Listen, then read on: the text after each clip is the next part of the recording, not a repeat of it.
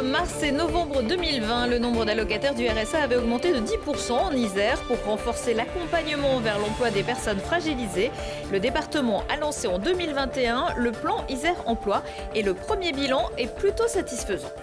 Il ne touche pas le RSA, mais le ballon rond. Les joueurs du GF38 ont le sourire avant leur rencontre samedi soir au Stade des Alpes face à Amiens, l'équipe de leur ancien coach Philippe Inchberger, parti l'an dernier. L'objectif sera de valider mathématiquement le maintien. Et puis, l'événement skateboard de la semaine, c'est le Chukar Skate Fest. Des initiations, des expos, des concerts sur plusieurs lieux et skateparks, comme sur celui de la Poya à Fontaine, jeudi, avant un challenge par équipe samedi sur l'anneau de vitesse à Grenoble. Bonsoir à tous, bienvenue dans ce JT du vendredi 29 avril 2022, du lundi au vendredi à partir de 18h, l'essentiel de l'actualité du Grand Grenoble. Le soleil donne ce mercredi 27 avril. RTE annonce avoir enregistré un record de production solaire historique en Auvergne-Rhône-Alpes.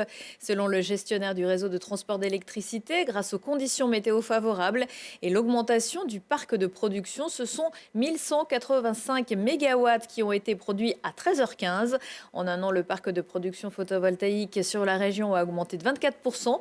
Principe de solidarité électrique oblige, cette énergie est utilisée pour alimenter l'ensemble du pays. Le Mountain Planet, qui s'est terminé jeudi soir, n'aura pas accouché d'une souris. Selon les organisateurs, et malgré l'absence de la Russie et de la Chine, près de 17 000 personnes venues de 71 pays se sont pressées au Salon de l'aménagement de la montagne, qui se déroulait pendant 3 jours à Alpexpo. On espère qu'ils auront été aussi nombreux à se pâmer devant notre magnifique plateau, où ont été enregistrées plusieurs émissions en direct autour de la thématique du Mountain Planet, dont le QG politique, avec coïncidence, je ne crois pas, la présidente d'Alpexpo, conseillère régionale et conseillère municipale d'opposition à Grenoble, Nathalie Béranger. Retrouvez-la aux côtés de Thibault Leduc ce vendredi à 21h, samedi à 13h. Et notez dans vos agendas que le prochain Mountain Planet aura lieu du 16 au 18 avril 2024. Choisir, c'est renoncer. La région Auvergne-Rhône-Alpes, propriétaire d'Alpexpo, qui a en revanche décidé de baisser sa subvention à la MC2 à Grenoble, qui passe donc de 462 000 € à 342 sur un budget total de 13 millions d'euros.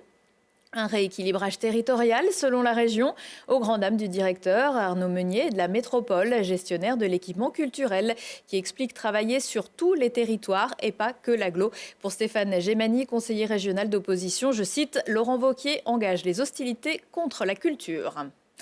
Favoriser le retour à l'emploi des allocataires du RSA, c'est la mission que s'est donnée l'an dernier le département en lançant le plan Isère Emploi. Des contrats aidés dans les secteurs non marchands, les PEC pour parcours emploi compétences, et dans le secteur marchand, les SDI pour contrat départemental d'insertion en entreprise.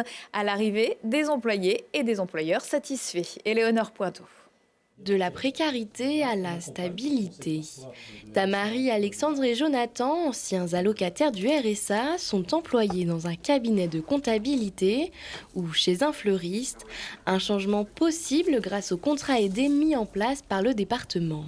Spécifiquement, ce qu'apporte le département, c'est d'abord une prise en charge de 46% du montant brut du SMIC par mois, et il apporte aussi un accompagnement parce qu'il faut accompagner l'employeur, il faut accompagner l'allocataire du RSA qui reprend ses marques dans un nouvel emploi. Le contrat aidé commence par une période de stage d'1 mois, puis se poursuit par un CDD de 6 mois avant d'être prolongé par un CDI. Un système gagnant pour ces entreprises qui peuvent former une personne en touchant peu à leur porte-monnaie. Cette aide, elle a été déterminante pour l'embauche de ces personnes, car sans cette aide, on n'aurait pas pu les former et on n'aurait pas pu tout simplement les prendre. Ouais, autrement, j'aurais pas pu. Donc je l'ai fait et en même temps, je lui apprends un métier. Je lui transmets exactement tout ce qu'il y a à savoir dans un métier de fleuriste et vraiment de l'artisanat pur. En quelques mois, Tamari, Alexandre et Jonathan sont passés d'un statut précaire à un CDI, un parcours qui n'a pas été simple mais qu'ils savent apprécier aujourd'hui. Pour moi, j'ai eu beaucoup de mal à avoir ce lien, ce contact, de remettre les pieds dans le monde vraiment du travail. À mon avis, il faut que tu sois vraiment motivé et que tu trouves un emploi toi-même parce que c'est très long avec Pôle emploi. Je me sens super bien, je suis motivé, je suis passionné, j'aime ce que je fais. J'ai on va dire j'ai une meilleure stabilité aujourd'hui.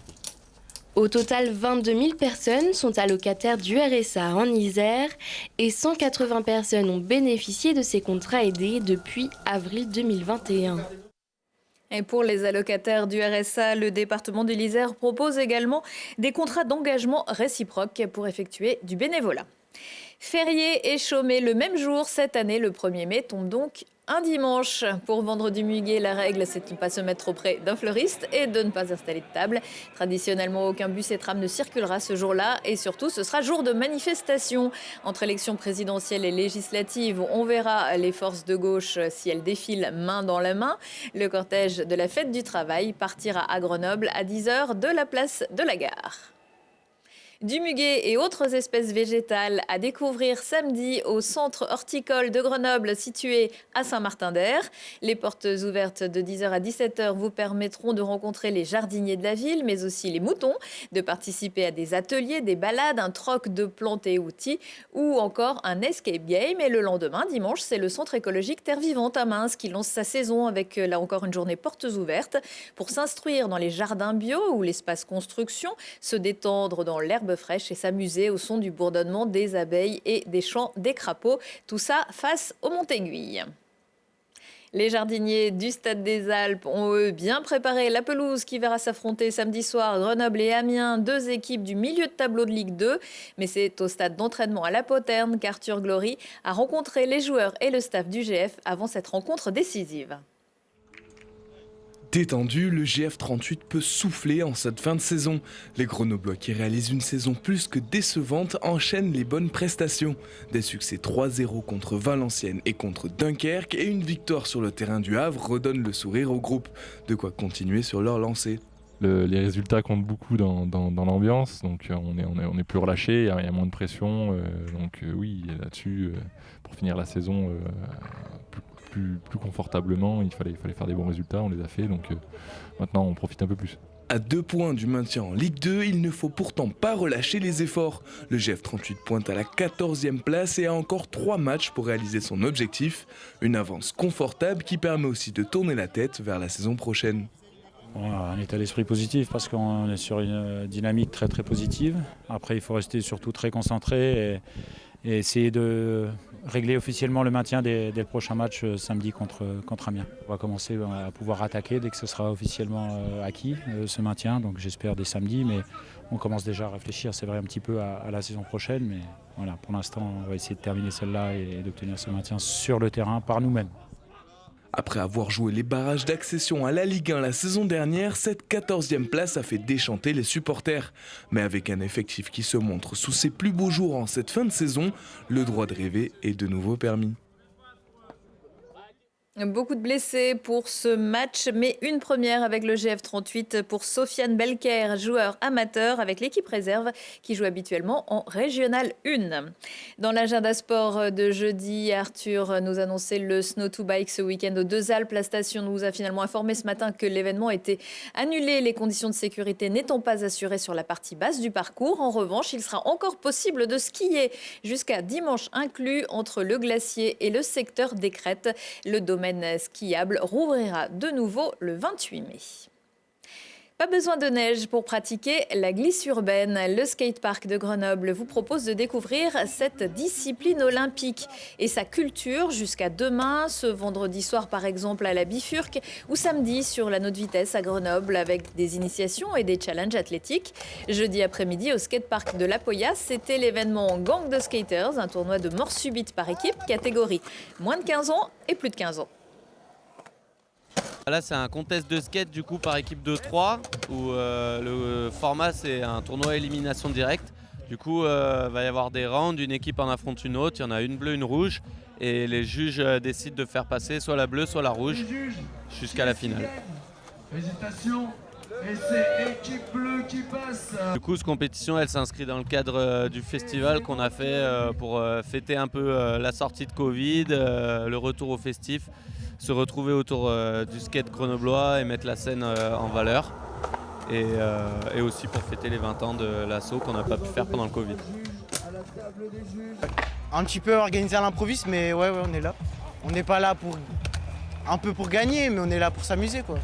Je vais compter sur le heel flip, ok, et parce qu'il n'y a pas beaucoup de monde qui le mettent, et ça va, je le mets.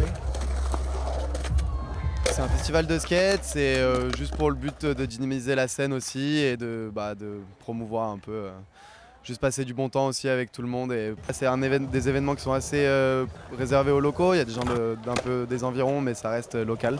Mais c'est plus pour aussi faire plaisir, il y a énormément de pratiquants à Grenoble, il n'y a pas forcément énormément d'événements et de choses qui se passent à Grenoble même. Et du coup c'était l'occasion aussi de se retrouver et puis pour que tout... Et pour compléter la journée, samedi, vous aurez droit au show délirant de Palavas Vegas et puis à un concert à la Bobine. Des acrobaties, vous en verrez aussi ce week-end au Théâtre en Rond de Sassenage où se produiront le Starbucks Comedy. Dans leur nouveau spectacle baptisé Jump, les 3 artistes mixent comme à leur habitude danse, acrobatie et comédie pour un show bluffant et dynamique. Un spectacle qui devrait secouer les zygomatiques de tous les spectateurs, quel que soit leur âge. Et puis dimanche, ce sera aussi le dernier jour pour profiter de la foire des rameaux sur l'esplanade de Grenoble. Samedi soir, un feu d'artifice sera tiré depuis le jardin des Dauphins à 22h30 pour permettre l'évacuation des manèges et le départ des forains. Les parkings de l'esplanade resteront fermés jusqu'au 6 mai, comme le stationnement des 2 côtés du boulevard et la station de tramway Annie Fratellini.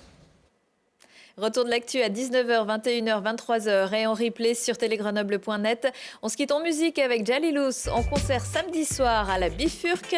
La Grenobloise partagera l'affiche avec The Mocals et les Marseillais de Raspigaous. C'est sûr, faut aimer le reggae. Bonne soirée et excellent week-end à tous.